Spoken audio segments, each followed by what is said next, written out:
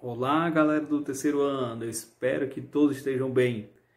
Na aula de hoje vamos iniciar o conteúdo de genética, é isso aí. Vou estudar um pouco mais sobre o DNA, o quão importante é o conhecimento sobre esta área, compreender também a importância da biotecnologia e é um conteúdo importantíssimo que com certeza vai ter questões na prova do Enem. Então vamos que vamos, confira essa aula, conteúdo inicial de genética, vamos falar um pouco sobre o histórico, como tudo iniciou, falar do monge austríaco Gregor Mendel, ele que é considerado o pai da genética, e também vamos falar um pouco sobre as características hereditárias, vamos iniciar esse assunto e ainda falar um pouco sobre o DNA. Vamos lá? Então vamos lá, pessoal, iniciar o nosso capítulo 5, na unidade 2, onde nós iremos iniciar o conteúdo de genética. Capítulo 5, a genética e os genes.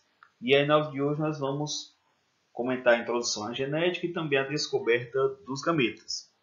Você deverá acompanhar nas páginas 113 a 116 e aproveite também para ampliar a leitura. Então, nós temos a genética. Por definição, é a área da biologia que estuda a transmissão do material genético ao longo das gerações, a natureza química desse material e o seu modo de ação ao longo das gerações também nos indivíduos. Atualmente, é a área da biologia que mais tem se desenvolvido, trazendo muitas transformações novas a respeito dos genes, dos mecanismos de herança. E ainda destacamos áreas envolvendo a genética, como a biotecnologia, a biologia molecular e a engenharia genética.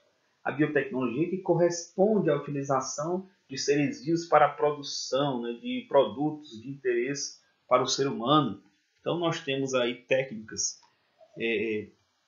antigas também relacionadas à biotecnologia, como a produção do pão, do fermento do pão, por exemplo, que é utilizado o fungo.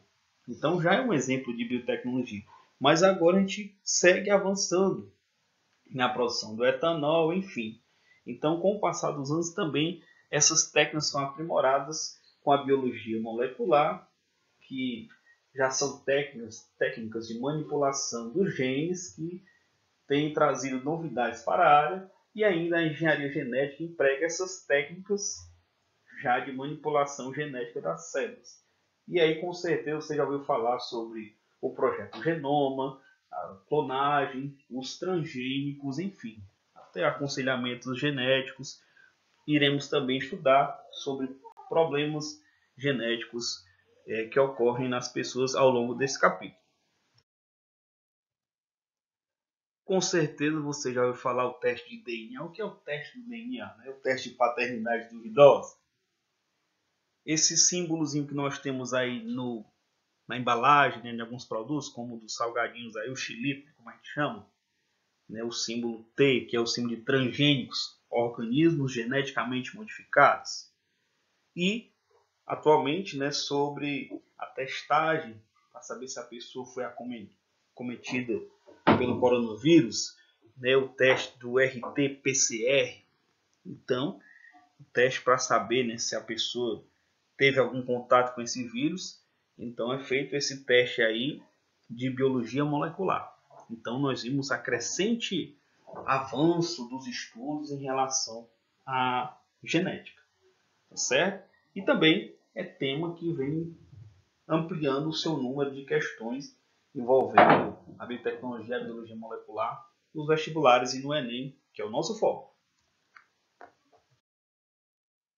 E a descoberta dos gametas? Ora, hoje nós sabemos que os gametas são o espermatozoide e o óvulo. O gameta masculino é o espermatozoide, o gameta feminino é o óvulo.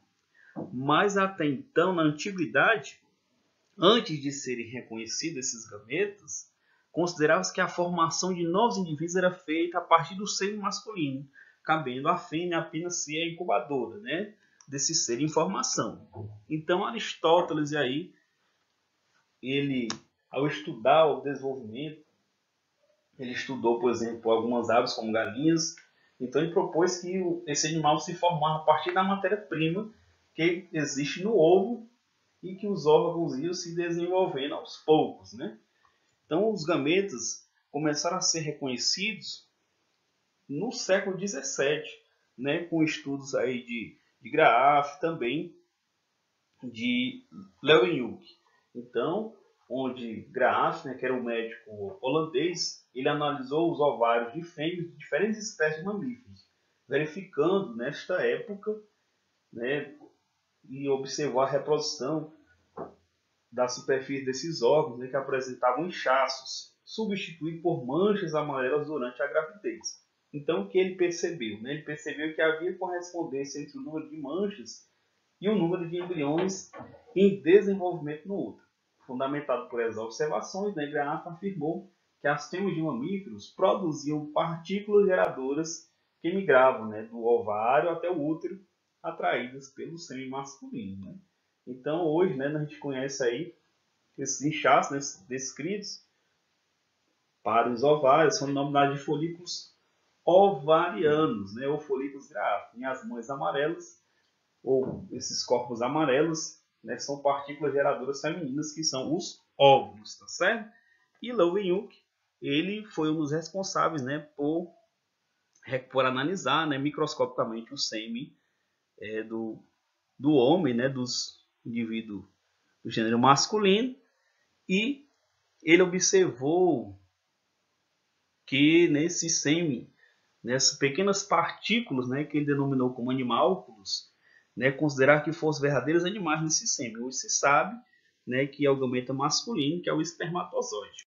Então nós temos aí a imagem, né, do óvulo bem maior, né, que os espermatozoides, e aí no momento da fecundação. E é importante nós falarmos, né, já iniciando esse conteúdo de genética, sobre o monge austríaco aí, Gregor Mendel, considerado o pai da genética, onde ele, em seus estudos, observou as ervilhas de cheiro. Então, ele, muito curioso, também um pesquisador, e foi estudar um pouco mais sobre essa diversidade das ervilhas de cheiro, e ele observou algumas características que eram passadas de geração a geração. Então, ele analisou como a forma da vagem das ervilhas de cheiro, a cor, a forma da semente, né, a cor da casca, enfim, as flores e a altura das plantas. Então ele foi observando que algumas características eram passadas de geração em geração, mesmo, né, até então sem o conhecimento ainda, né, do que nós temos hoje, né, sobre toda essa estrutura, os estudos, né, acerca do DNA, por exemplo. Então, os experimentos de Mendel, né, com ervilhas cultivadas, né, no jardim, né, destacamos importantes avanços para a compreensão, né, dos mecanismos de herança de modo mais próximo do que nós já temos hoje. Então ele é considerado o pai na genética por esse importante contribuição que Mendel teve, né, ao estudar as ervilhas de cheiro, que é tema da nossa próxima aula.